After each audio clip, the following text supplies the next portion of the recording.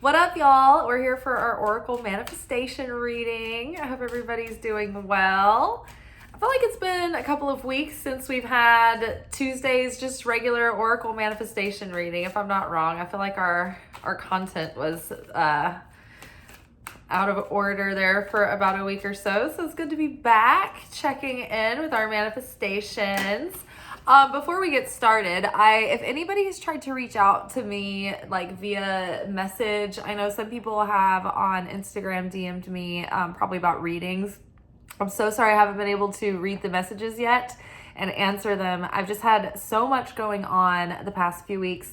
And then my mom, I've been helping her a lot. She's had a broken leg and she's been in a cast and in a boot and back and forth with a lot of physical therapy things, and she had to have surgery and everything for it. So things have just been really busy, but I'm hoping that over the next couple of days, I can get into my messages and give everybody a heads up and touch base and hopefully get you booked for either end of November or early December.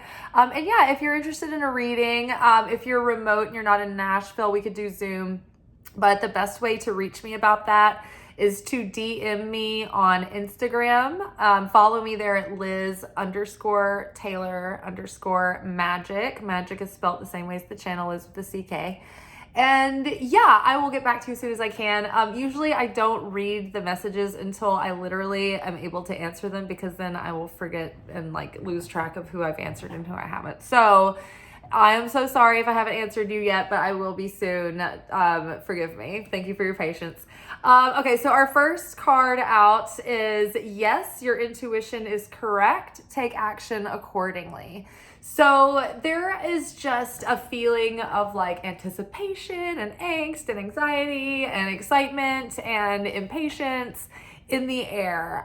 We're like the wheels of fate are, and the gears of fate are sort of like clicking over and they're turning, but it feels like they're just not turning as fast as we want. And so right now is sort of like this quiet period of seeming inactivity, but really it's like parts and pieces are moving into place, things are percolating. And so right now, the best course of action is to stay the course of action. Stick with your routines and go, refine them, go deeper, improve upon what you're already doing. I have a feeling that we're, for the most part, on the right track right now, but we're waiting for our divine guidance to show us like micro step by micro step by micro step. So, broad strokes right now, you may have a vision of where you're going, but you're like, okay, what's my next step? And so maybe you've started to feel like you have like a hunch about this, or maybe you will soon. And so just be advised right now to like really tune into your instincts right now and follow your intuition. But if you get a hunch about something, don't spend too much time second guessing, right? Just go for it. Your intuition is correct. Go ahead and take action accordingly. And then, part of the challenge right now, part of the challenge of the big ask is just to sit tight and not spin our wheels, trying to force things or, trying to feel like, oh, I need to be doing something, so I'm just going to do this. And it's like, sometimes that can actually cost you more energy, more time. It can, dissipate your focus in another direction. And so sometimes the hardest thing is just to sit tight and wait for headquarters to give us orders, right? So I think that that's the biggest challenge right now, is the patience to wait for the word from above to be guided, so that we're not just wasting our resources and our energy. Have faith. Your prayers are manifesting. Remain positive and follow your guidance. So again, so to be magnetic and Kabbalah talk about this period that we're in, of this I feel like something's about to burst through. I feel like a huge opportunity is about to come through, and it's just not happening yet. I don't know what to do.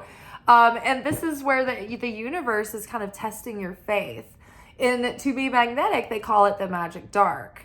In Kabbalah, it's known as creation phase 3. And basically what this period of time is it's like you've been doing the spiritual work, you've been doing the psychological work, you've been doing the physical, mundane tasks that it takes to get these goals and manifestations to come to fruition. You know, you've surrendered, you've released. It's like you've passed these tests, you've overcome fears, you've overcome insecurities, you've learned things that have come up from your subconscious, and you've seen through patterns, and you're like, what gives? I have done all the things, I am taking action, I'm coming at it from every angle, praying, and this is where there's crickets, right? And it's very quiet. And in To Be Magnetic, Lacey Phillips talks about this moment almost like when the big tidal wave. It's like everything gets quiet and the water sucks back and it feels like there's nothing. And then all of a sudden it's like, boom. So during that time, it's like you're being tested not to give up, not to settle for less than what you're looking for, not to sort of short circuit and blow it and settle for the wrong thing. It's like if you were waiting on, like, okay, so in 2000 and I think 9 in the year of our Lord, I was going out and looking for my first internship in production companies. And I went to several of the ones around town that were doing music videos. I live in Nashville. And so I remembered, just being really excited and being, nervous that nobody was gonna like take me. Like, of course they're gonna want a free intern, right? And I was like, oh, what if I don't have any choices? And I remember when I got answers from these production companies, they all came like all in the same day, but it wasn't like, maybe it was like all in a day or two. And it was all very exciting. And I remember my friend at the time was like giving birth. And the first company called me back and they offered me, this internship or whatever. And I think that I hopped on them because I was just thinking like, oh yeah, well, I may not hear from the other ones. So I just went ahead and took that internship, and it was a mistake because the other company that got back to me later that day was the company that went on to do Taylor Swift's videos. And so I ended up like getting involved with this company that was like dwindling and like about to close their doors. And instead I could have like had my internship and made my first connections with the company that was like starting to do Taylor Swift videos. So it's like that kind of thing. It's like, don't have FOMO. Don't be reactive. Be cause consciousness, not effect consciousness, right? You are the cause, not the effect. So wait to see what your options are. Don't rush into anything. Don't feel like you have to buy now or it's too late, right? Oh my God, Black Friday is like already starting.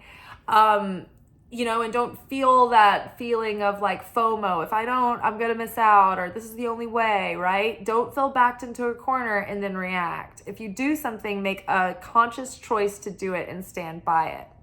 But there's also this thing right now. So it's like, have faith. Don't jump on that first thing that shows up just because you're like, oh, well, I may not get anything else because it's been so dark and quiet and I may not have another opportunity. This is the only thing.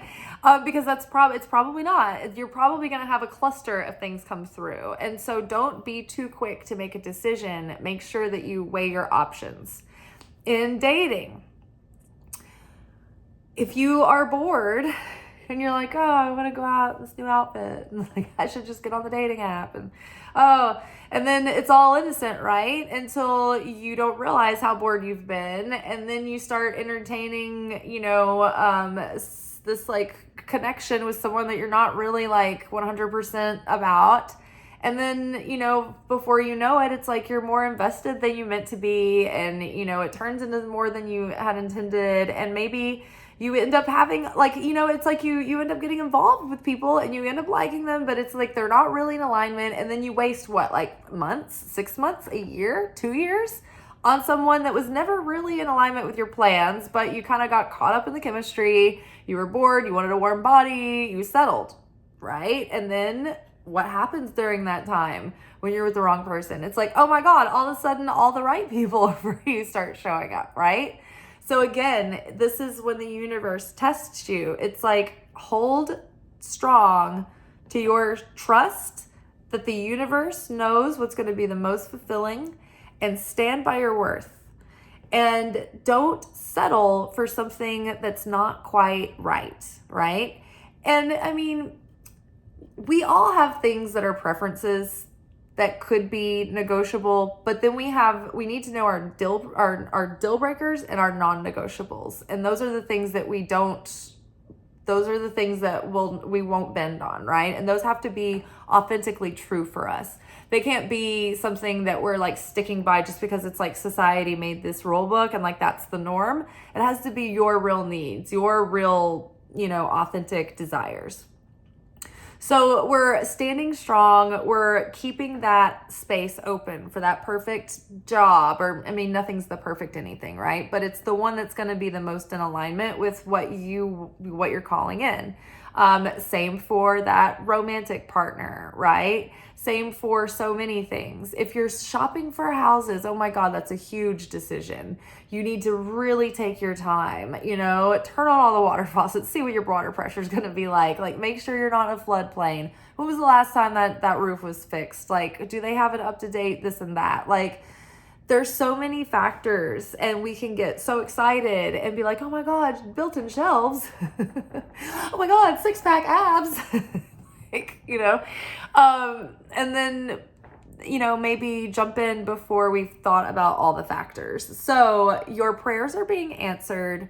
Don't feel like, oh my gosh, nothing's happening. I have to just hurry up and just grab this instead. Hold out, wait, have faith. The universe is sending your wave. It's like when we were talking about the wave hitting. I just see this wave hitting there.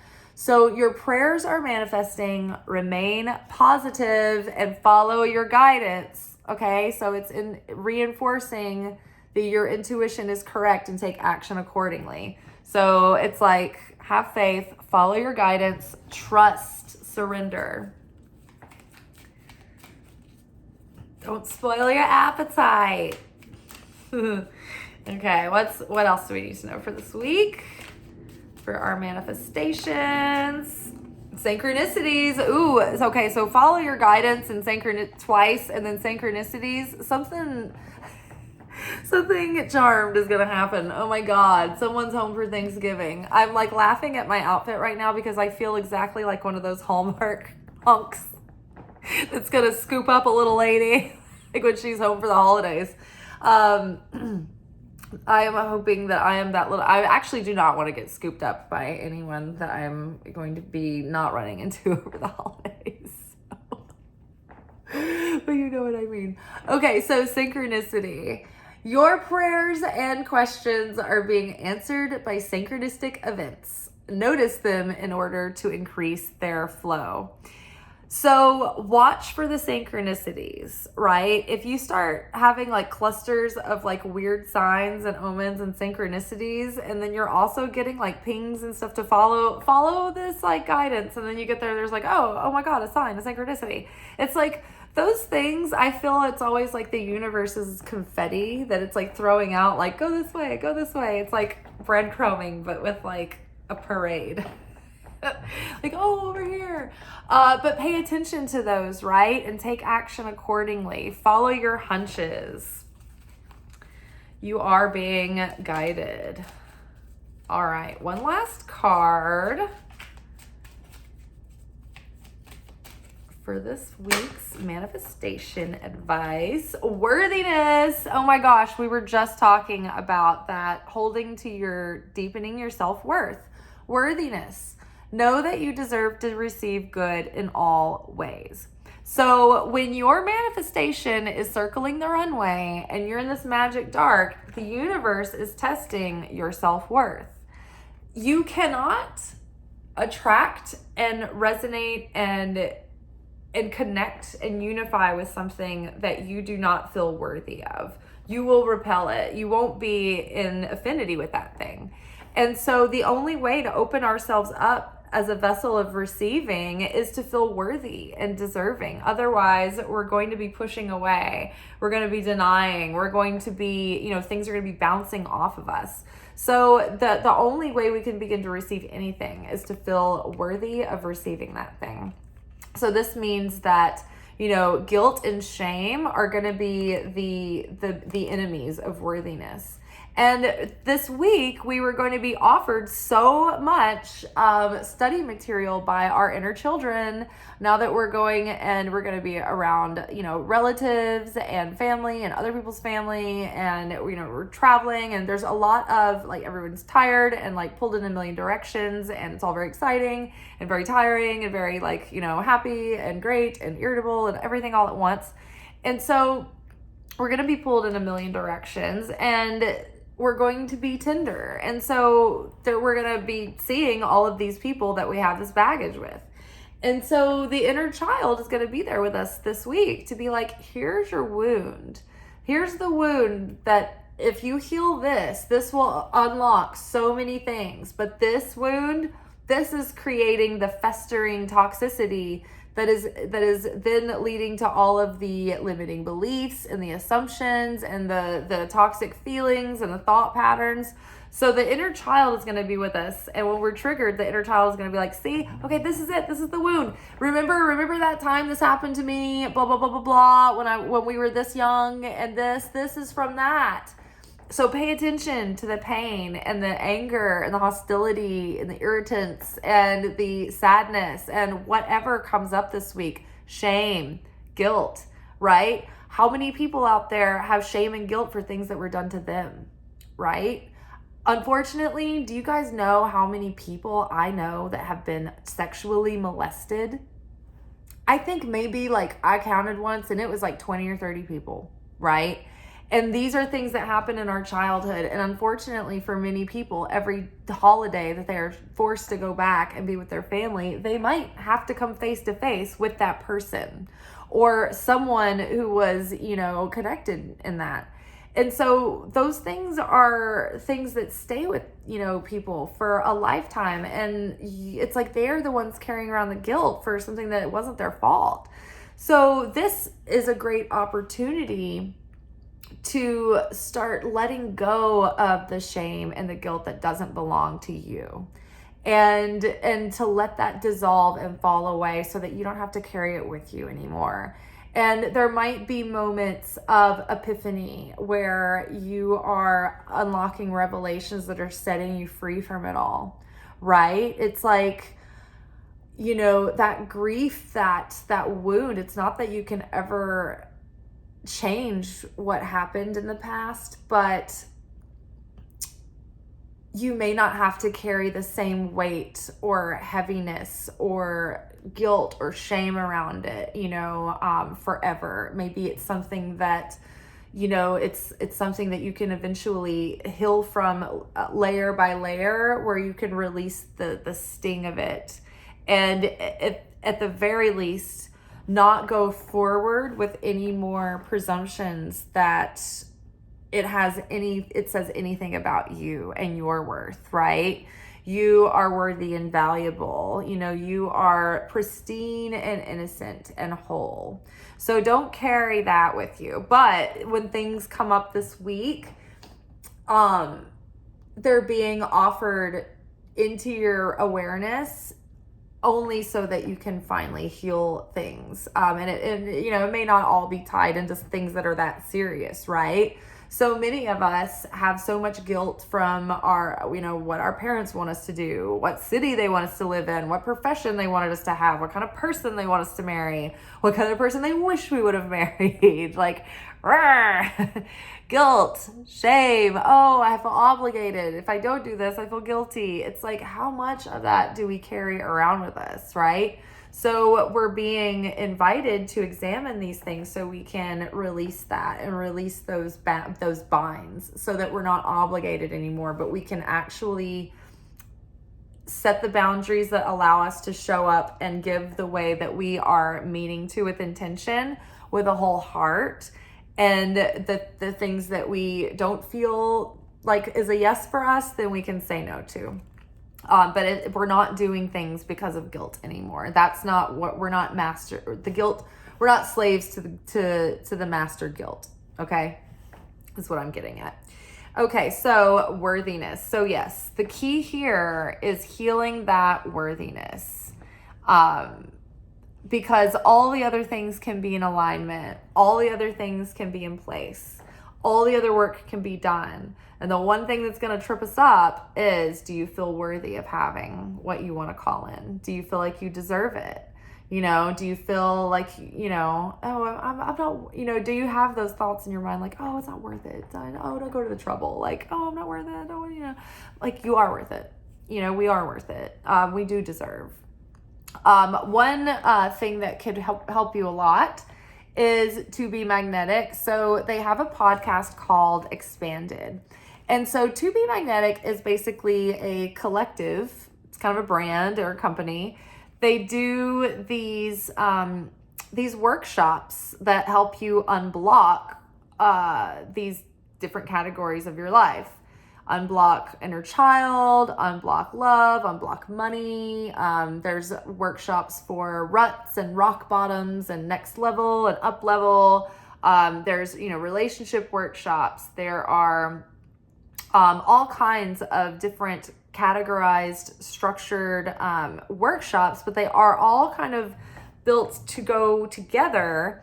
And there's workshops on how to manifest, but basically it all ties in. The point is that you are learning how to manifest, but how to manifest is broken down in these workshops. And so part of the process is that we have to deepen our self-worth and deepen our trust and really connect with the things that we're calling in, but also more so connect with the things that are blocking the things that are calling in, which is usually our subconscious and our old neural pathways. And so, they combine the work of manifestation and psychology and neural psychology and neural like when you rewrite your neural pathways and you work on the subconscious and you unblock the subconscious, that's part of it. There's these guided meditations that are designed to sort of hypnotize you into rewriting your subconscious. It's amazing. And so by doing this, you become more magnetic. And there's, all kinds of journal entry, journal exercises in the workshops. And there's podcasts within the membership. There's monthly check-ins. Right now they just started the biggest challenge of the year, which is the manifesting challenge. And basically it's New Year's resolution on steroids. They do it at the end of every year. And so it gives you a chance to reflect on last year and then get really in touch with your deepest authenticity.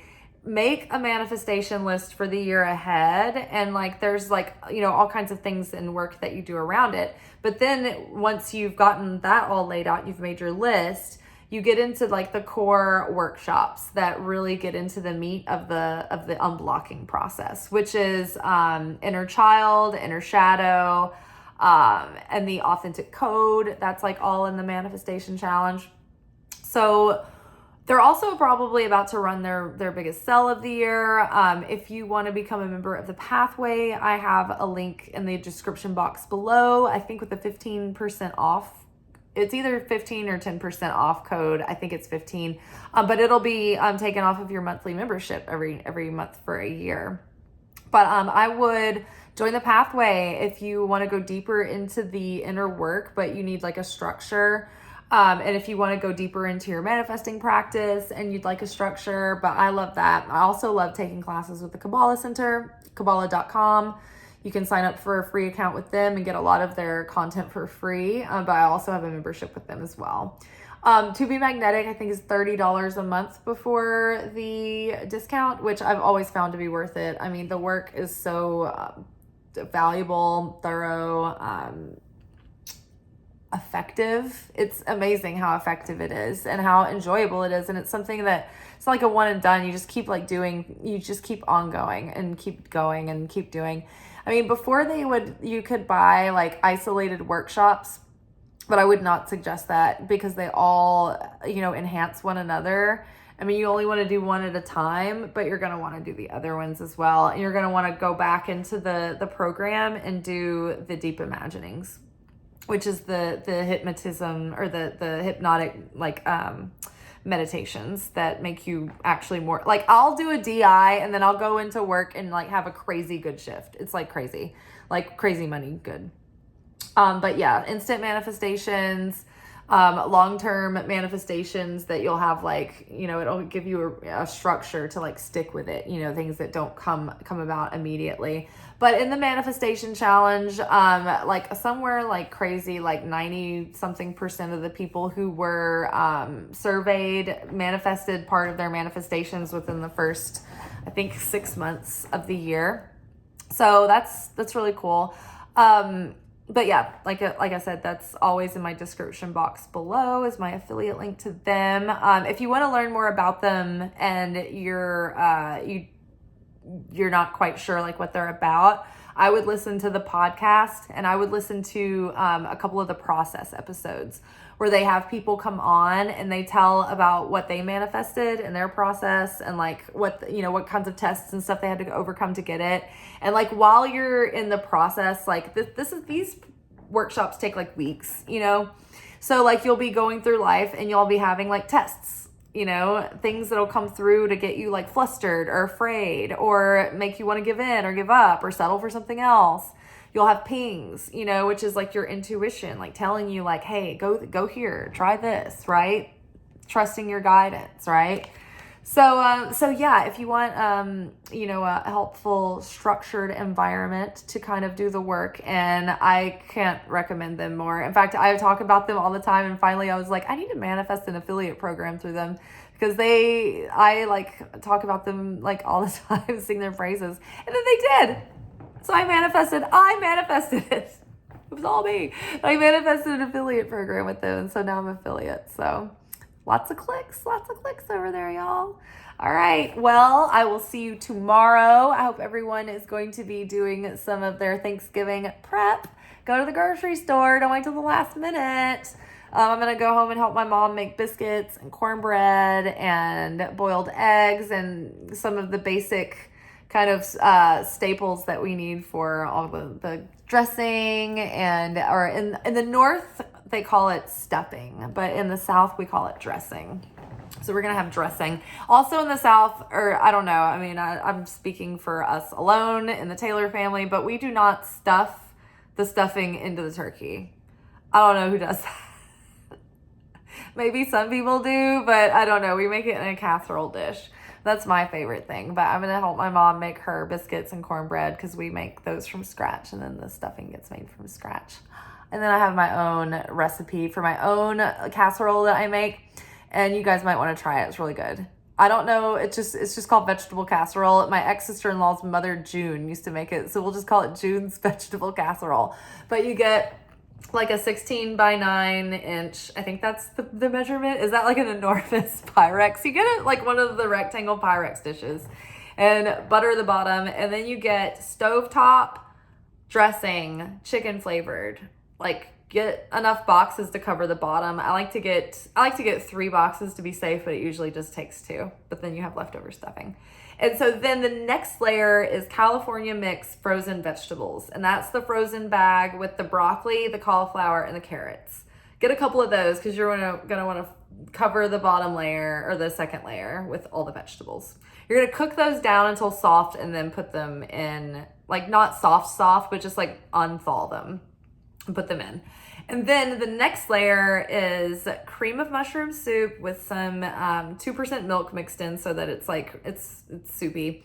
And you pour that over top and you get it all nice and like juicy. And then, drum roll please, you mix butter and milk in with a Velveeta brick and you melt it down into liquid gold. And then you pour that over the top of the casserole, and then you bake it like uncovered for like 20 minutes on 350, probably 350, 375. And then covered for like 20 minutes on either like 350 or 375, whatever the casserole temperature is, you know, or like if you're in the Midwest, hot dish. But yeah, try that out. It's really good. All right, y'all. I hope you have a good rest of your day or night or whenever you're seeing this. And I will see y'all tomorrow on Wednesday. And then the next day will be Thanksgiving. And I'll probably see y'all on Thanksgiving. All right, ciao.